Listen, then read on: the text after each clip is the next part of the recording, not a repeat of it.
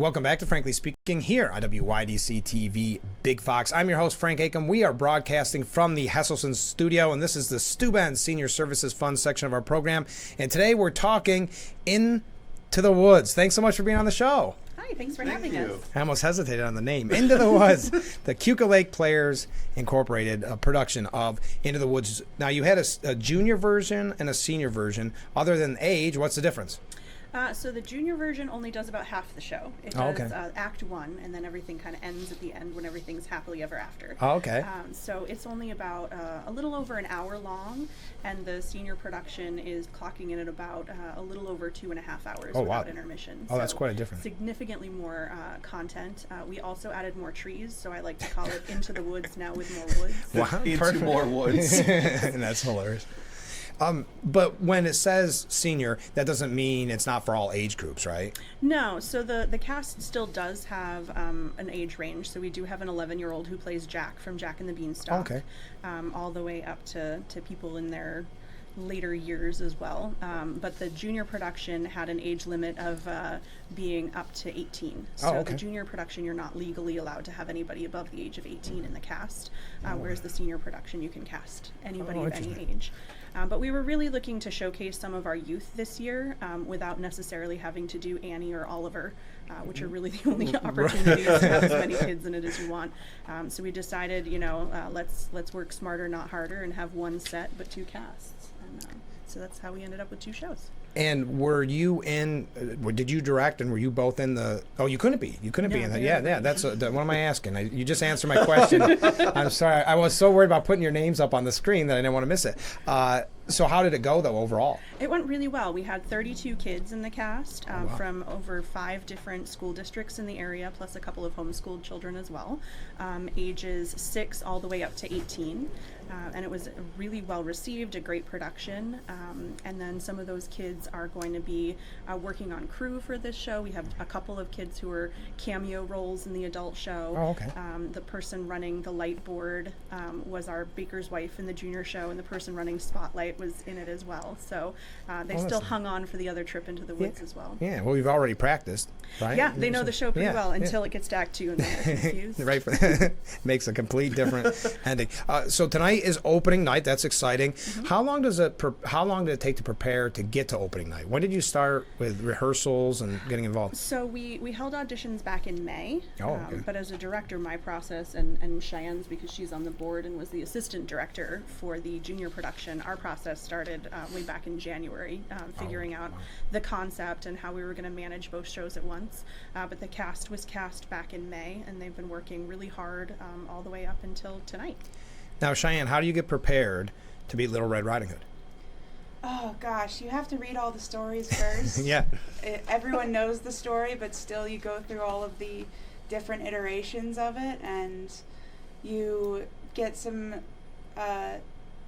get a little bit of help from the actual stage productions of Into the Woods as well. Oh, sure. But then you want to take your own spin on it. Yeah. And I think I really tried to make my own character out of it. So I think a lot of it came from right up in here. Well, that's good. Have you acted in a lot of plays? I haven't been in a play in about 10 years. Oh, wow. So this is my first one back on stage. What brought you back out of retirement? What was it? I don't even know. I think it was just the allurement of the woods. Sure. There you go. And now, David, you've been in numerous plays, probably too many to count, right? How did you prepare to be the baker? I just kind of looked at it from the perspective of he's the doting husband. He's very kind of almost simple-minded, but as the show progresses, he kind of learns to take charge and kind of, understand where his place is in the story. Or the story of stories, I guess you could say. Yeah, and that's what makes it so interesting. And I'm going to ask you, Sarah, if you've always been wanted to be in the background as compared to but before that, it is amazing how many different stories are in this. How many fairy tales are involved? The major ones are Cinderella, the baker and the baker's wife, Rapunzel and the witch, and Little Red Riding Hood. And Jack and the Beanstalk. But there's Jack and the Beanstalk as well. There's little nods to other ones woven in. Little Easter eggs. That was 5-ish. of them, and it's funny to watch them all interweave instead of being their own separate stories, which was fun. Now, have you always wanted to be behind the scenes, or are you normally acting? I do a little bit of everything. Okay. Back in high school, I did a lot of costuming. I was the best student costume designer in the state of New Hampshire. Oh, wow. And then I did a lot of stage management at Alfred University, where I got my theater degree. And since then, I've been on the stage. I've been off the stage. I like directing because it gives me a chance to have a little bit of a hand in everything. Sure. And when I'm in a show with David, I do usually try to toss myself on stage for at least a minute. So I do cameo right at the finale, which is fun. That's very nice. How's the planning on this? You said you've been working on it since January. How has it been going as you look at tonight, opening night? I mean, it's kind of surreal because we've been planning for this for so long that, it feels like almost like a wedding where you plan for it for, a year and a half, and then suddenly it's here and then it's just over in a second. Yeah. So definitely dreading striking and taking everything apart. That's always the hardest bit on Saturday after our matinee. But no, it's been a wonderful experience, both the junior show and the senior show together, creating that mentorship opportunity. And I'm going to miss the woods, but I'm going to enjoy having my evenings back. Yeah, I'm sure. What's a typical rehearsal like? How long does something like that take? You want to talk about that? Yeah, so when we were starting, we shared a time slot with the junior production. Okay. So they would have the first hour or two from about 6 to 8, and then we would take on the 8 to 10 time slot on the same stage. And then after the junior production finished, our production rehearsals went into the entire 4-hour time slot from 6 to 10. So the last 2 weeks have been a lot of grinding, a lot of getting into that and using up that time to really make sure everything looks beautiful and well rehearsed. From beginning to end, how many times do you think you've went through Into the Woods and rehearsed? Oh gosh. I think at this point, 80? Yeah. How many? I'd say 80, probably. 80? Yeah. Okay. Do you ever get sick of it? I mean, I know it's a great play, but I'm saying 80 of anything. So I keep waiting to. Yeah. Usually I do. This production, I think I find something new in it every time, and somebody does something new or different, or the lighting change hits just right this time. So I haven't been bored with it yet. Yeah. If you like a song, you will listen over and over. Sure. And this is a collection of songs. That's true. That's true. That's a really good point.